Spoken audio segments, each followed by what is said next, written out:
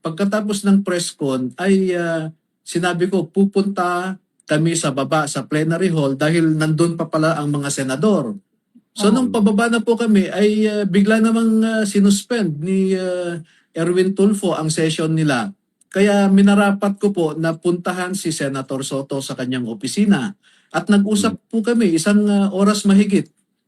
At nagkaroon kami ng tanungan doon, ano ba talaga yung ebidensya nyo, etc. At nagsabi ako sa kanya. At oh my God, palagay ko he feels the same apprehension as the others because of the information that I shared with him. Wow. So na-convince siya na totoo yun. Yes, Elmer. So, Attorney Levy, you're a seasoned lawyer. You're a seasoned litigation lawyer. You've been through many high-profile cases. Do we take it to mean yung nakita mo, yung body language, yung demeanor ni Tito Soto, Senator Soto, mukhang uneasy siya with what you shared with him, especially that he is also one of the senators implicated dun sa affidavit ng mga Marines?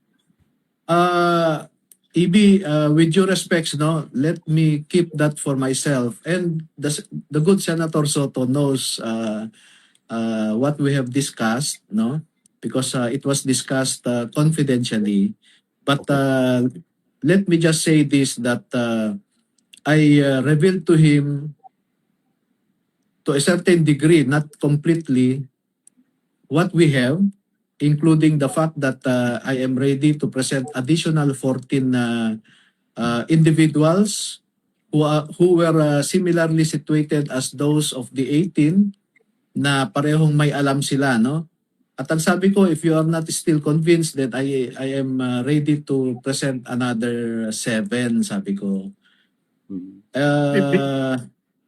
Pero i-observe po natin if Senator Soto is able to convince his colleagues na they should listen to what these former soldiers have to say.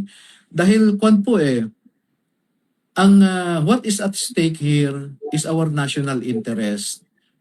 And the personal interest of every senator should be subordinated by that national interest. And what is the national interest here?